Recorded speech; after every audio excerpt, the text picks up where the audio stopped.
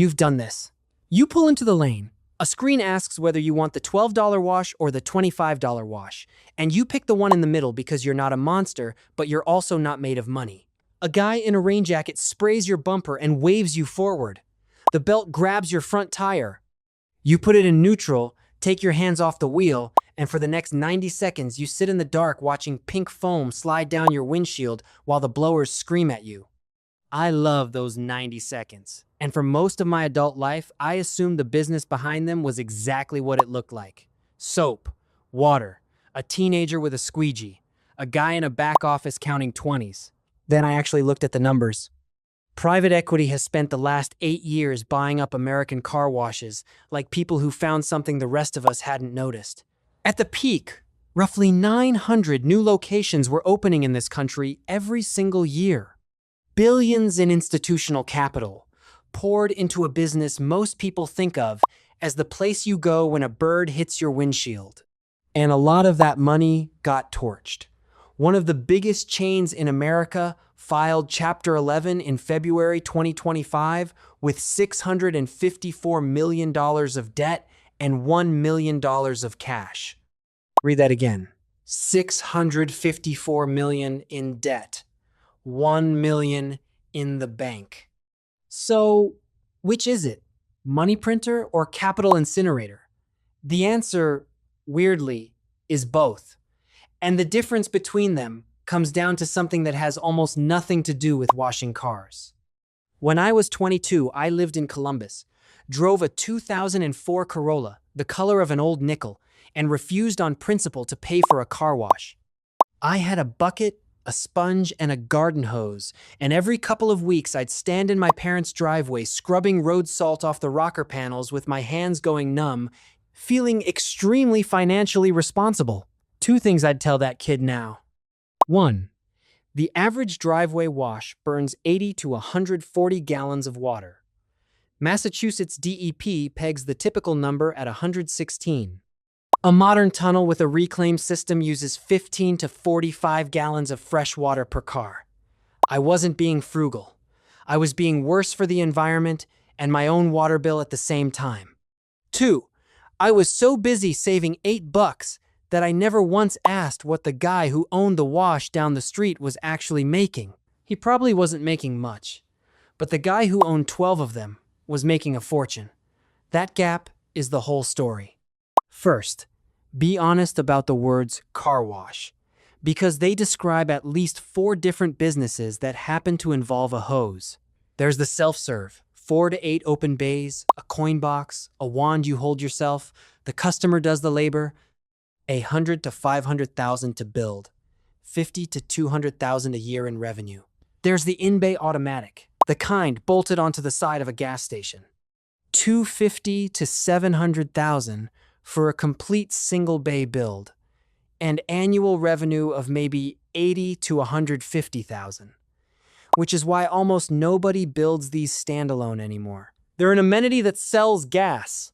Then the express exterior tunnel.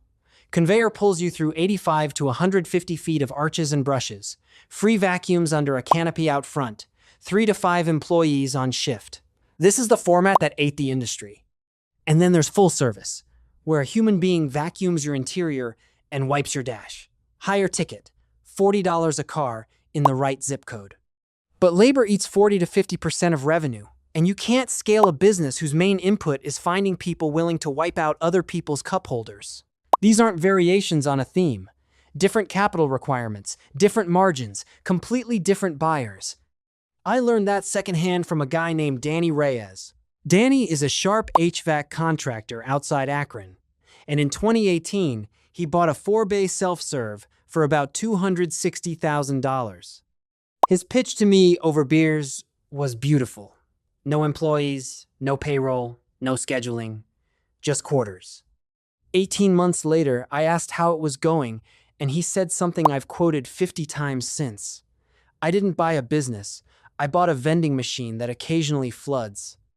Revenue came in about where he expected, roughly $90,000 a year. But he was out there 4 nights a week. Someone jammed the coin box. Someone stole the brass nozzles for scrap. A hose split in February, and the bay froze solid. And on the revenue side, there was no floor. No contracts, no subscriptions, nothing recurring.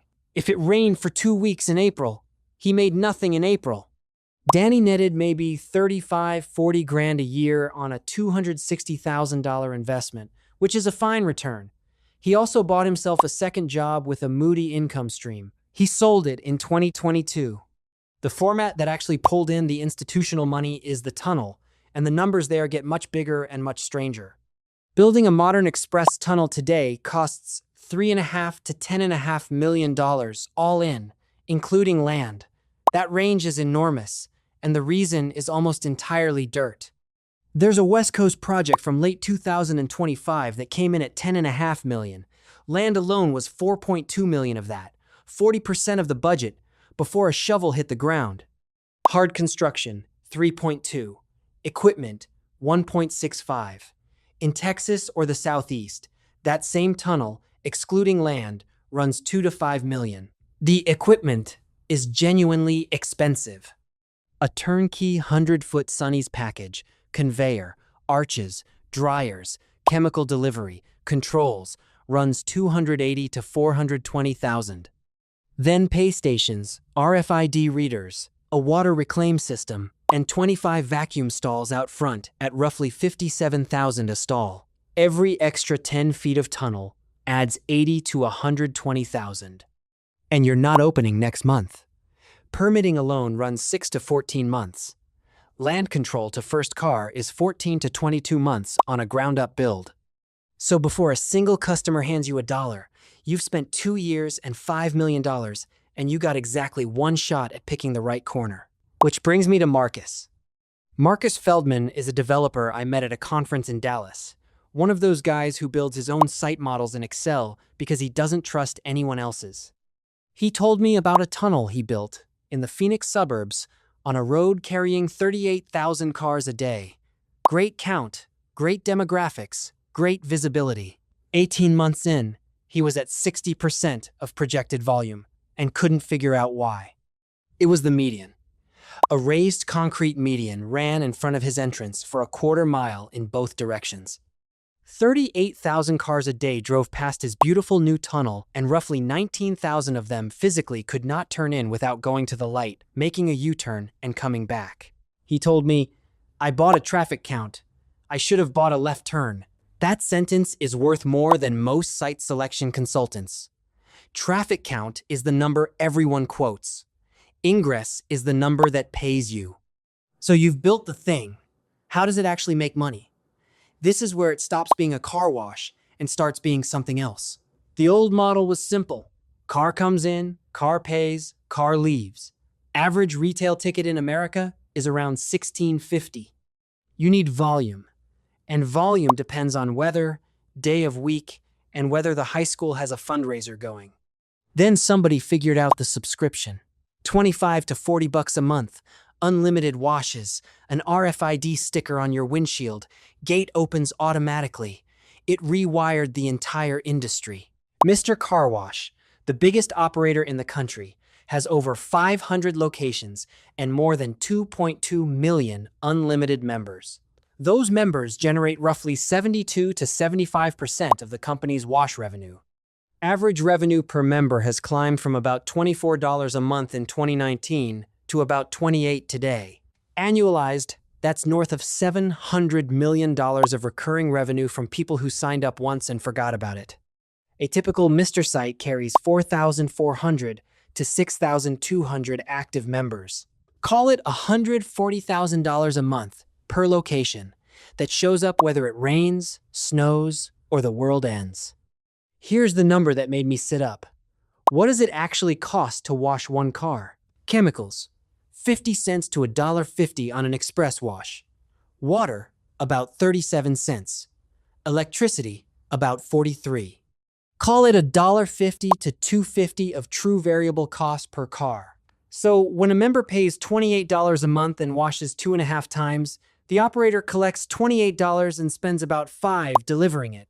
That's the whole business. Priya Raghavan is the person who beat this into my head. She was an analyst on my team before she left to do revenue modeling for a regional operator in the Southeast, and she called me at 10 one night, genuinely excited, which if you knew Priya is not common. She'd been building cohort models on membership behavior and found what every subscription business eventually finds. She called it the gym problem. The heavy users, the guys washing 3 times a week, are the ones operators fret about, and they're a rounding error. The money is in the enormous middle. People who signed up in April because the pollen was bad wash maybe once a month and haven't consciously thought about that charge in 19 months. Priya's line was, "We're not selling washes. We're selling the feeling of having a clean car available." That's breakage. Same math that makes gyms profitable in February.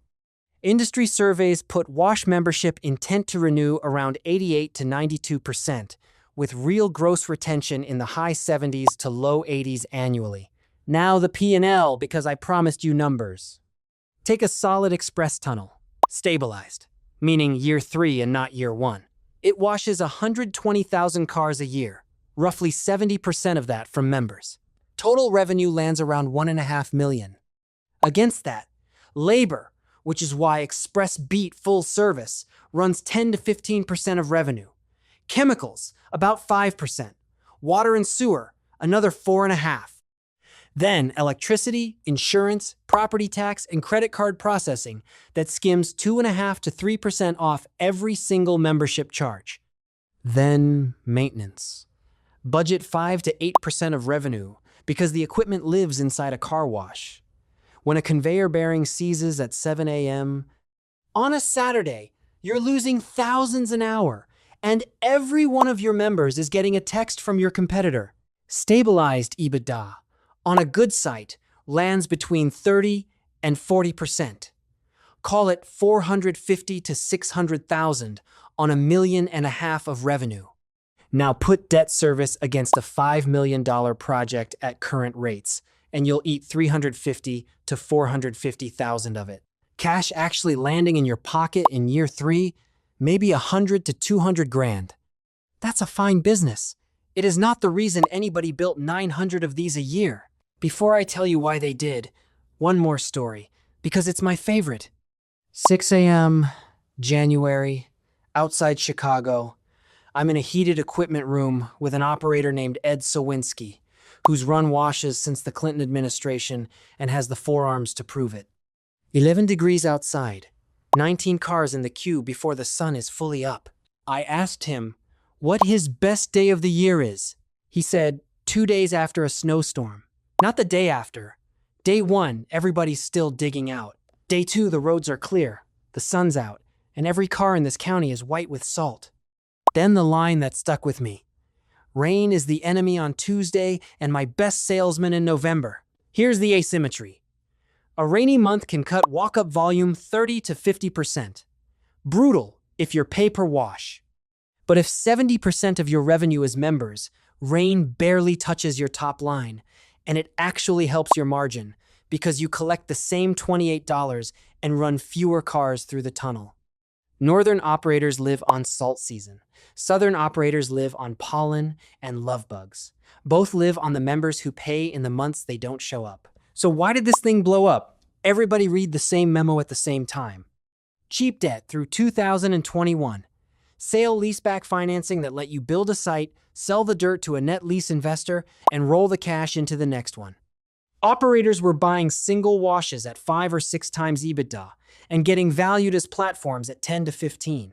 It looked free. Then 3 things hit at once. Rates went up, so the floating rate debt got expensive. Discretionary consumer spending softened. And the 4th tunnel opened on the same 4-mile stretch of road, so everyone started cutting membership prices to hold volume. That's cannibalization. Same-store sales flatten, then go negative, and EBITDA compresses. If you levered up at 11 times on the way in, a 20% EBITDA decline doesn't dent you. It kills you.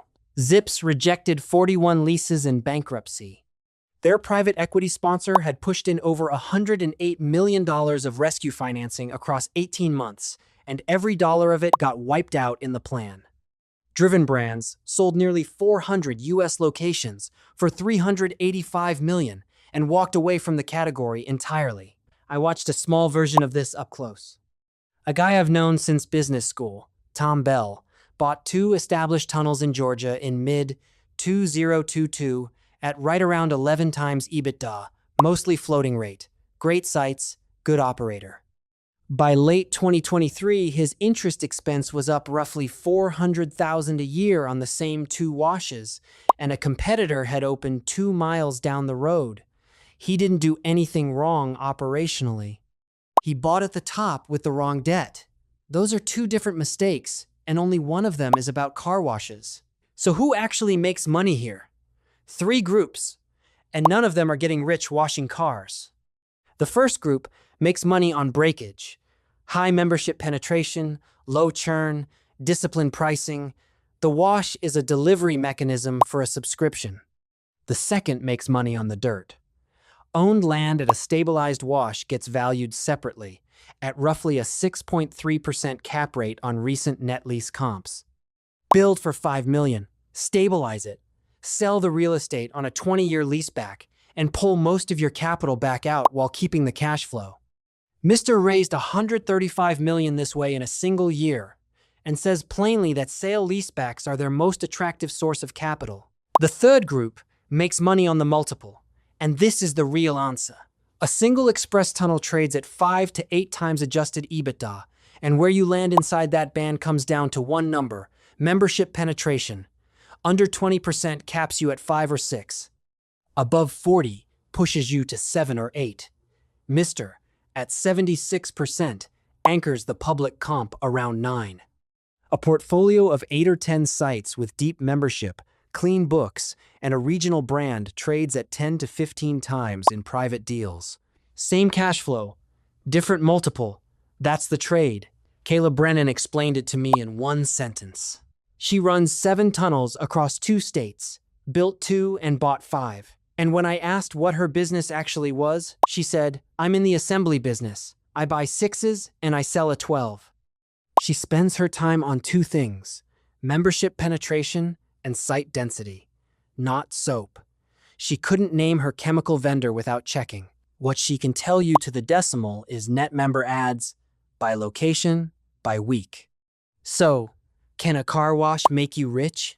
Yes. But not the way you pictured it, sitting in that tunnel watching the foam come down. Not from the wash. The wash is the customer acquisition mechanism. The money is in the subscription that survives the rain, the dirt under the building, and the multiple you get paid when you sell 8 of them at once instead of 1 at a time. And the people who lost their shirts mostly weren't bad operators. They ran fine washes. They paid platform prices for single-site cash flow, financed it floating, and built the 4th tunnel on a road with room for 2. The romance of this business is that it looks simple. Soap, water, a conveyor belt, 90 seconds. The reality is, a subscription company wearing a car wash costume, parked on a piece of commercial real estate, and the person who understands all 3 of those layers is the one still standing in 2030. Next time you're sitting in neutral watching the brushes come down, look at the windshields in front of you and count the little RFID stickers. That's not a line of customers. That's a subscriber base, and you can watch it renew in real time. If this changed how you see that 90 seconds, hit subscribe. I break down a business like this every week, and next up is the one everybody keeps asking for: the economics of owning a self-storage facility, which is somehow weirder than this one. And be honest with me in the comments. Are you an unlimited member? How much are you paying, and how often do you actually go? I want to see how much breakage is sitting in this audience. I'm betting it's a lot.